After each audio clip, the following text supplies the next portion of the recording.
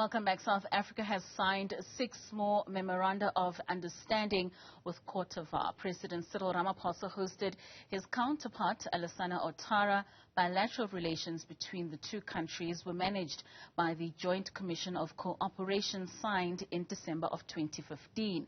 9 Memoranda of Understanding had been signed since then. Now, for more on the deals and how they will impact the ordinary people, I am joined by Lerato Mataboge, who is the Deputy Director General at the Department of Trade and Industry and Competition. Lerato, thank you so much for joining us.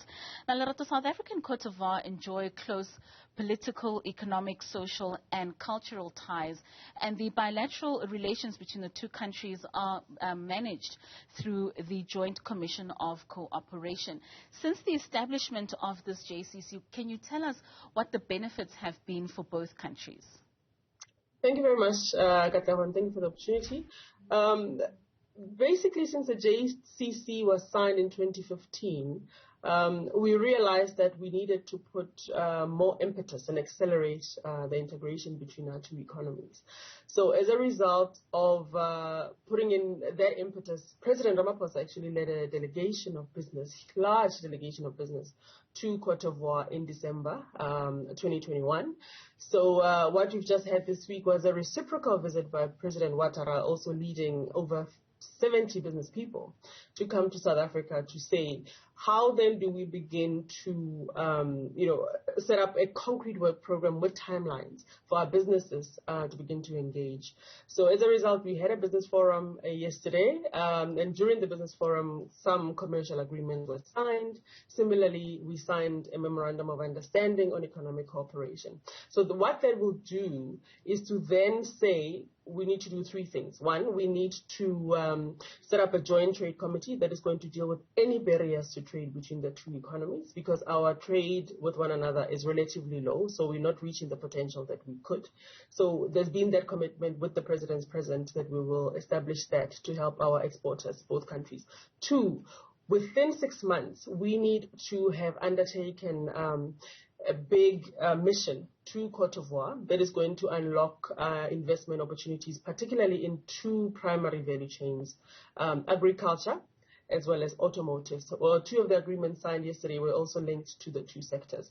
So we are looking at having close investments and collaboration between South Africa and Côte d'Ivoire, particularly in the confectionery industry. They've got cocoa, we've got sugar. We want to invest with one another and see what we can create for the world. And then thirdly, of course, it's about how do we begin to have joint marketing initiatives between the 2 of us so we can begin to source more from one another. Intra-Africa trade won't happen if South Africans don't buy African goods, the rest of African goods. Similarly, the rest of Africa needs to buy more from South Africa. So we've got those commitments now, which will then give life to the JCC, so that it's not just a piece of paper. So we've got commitments within 6 months. We do have an instruction and a mandate to report back to the heads of state and to show value to private sector as a result of the 2 visits. And what exactly is the value then for people on the ground? Because if one hears of all these deals that are made in terms of the bilateral trades between the 2 countries, one would wonder as to how it directly translates to people on the ground in both Côte d'Ivoire and South Africa. Oh, absolutely. I think, firstly, we are of the view that our economy is only going to be revived and recovered when we have export-led growth. Our economy is not big enough to absorb, what our many creative entrepreneurs are producing. So we need to internationalize our companies, and companies that internationalize are able then to create jobs that we need in South Africa. So for us, this is an urgent matter. It's not just collaboration for collaboration's sake. There is an imperative for job creation, and that job creation has to be anchored in making sure that our companies, our entrepreneurs have vast opportunities abroad so that they can be grounded. Similarly, for Côte d'Ivoire, there are opportunities for South African investors to go and invest in that economy. They've got huge infrastructure builds, and of course they want to build stronger manufacturing and industrial base. So in so doing, it's win-win, because whoever gets to invest in Côte d'Ivoire gets to employ Ivorians, gets to create jobs in Côte d'Ivoire. So it behooves us then to work together in that regard. Already we have MTN, for example, as one of the largest South African investors in Côte d'Ivoire, over 15 million subscribers. And there's a lot of value there. We benefit from that investment because it's a South African multinational, and South African goods get exported to support that investment. Similarly, MTN is employing Ivorians. So there is concrete value. It's not just, talk shops that we are hosting. We are very, very mindful that export-led growth is what is going to create the employment opportunities that this country so desperately needs.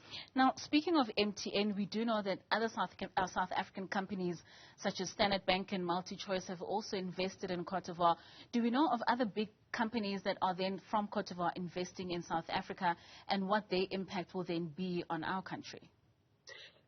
Thanks, Katal. And that was part of the conversation yesterday, because there's now greater interest in Ivorians investing in South Africa. I think historically and culturally, we haven't been as integrated as we should have been. You can imagine Francophone Africa, Francophone country, and the business culture that is completely different to Anglophone. So I think increasingly the Ivorian, not just the government, but the Ivorian business people are increasingly looking down south for opportunities. So we are using this opportunity then, because we don't have any at the moment as yet. So we are using these accelerated engagements then to also open up more to Ivorian investment. We do need the investment in South Africa. We do want to encourage intra-Africa investments as well. Most certainly. Now, we know that despite the challenges of COVID-19, there's been an upward trajectory between the two countries with regards to bilateral trade. We've seen an increase of 1.3 billion rands in 2019 to 2 billion rands in 2021. What could we attribute that increase to? Well, the majority of the products that we trade among ourselves in terms of what South Africa exports, we export mainly automotives and machinery to Côte d'Ivoire. So we saw then an increase in demand in that regard. What has not been growing at a fast enough pace is what we ourselves in South Africa import from Côte d'Ivoire. I think our imports still at around 400 million rand, whereas we export to them over 1.6 billion. So you can imagine the trade imbalance that is there. So the growth has really been consumer demand on the Ivorian side, insofar as demand for automotive parts, for machinery, because they are built in the industrial base. They are, constructing and importing a lot more from South Africa. So that would then account for the major part of the growth.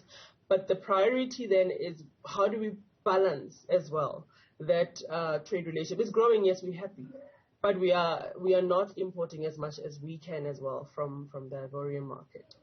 All right. Thank you so much. That's Lerato Mataboge. Thank you so much for your time.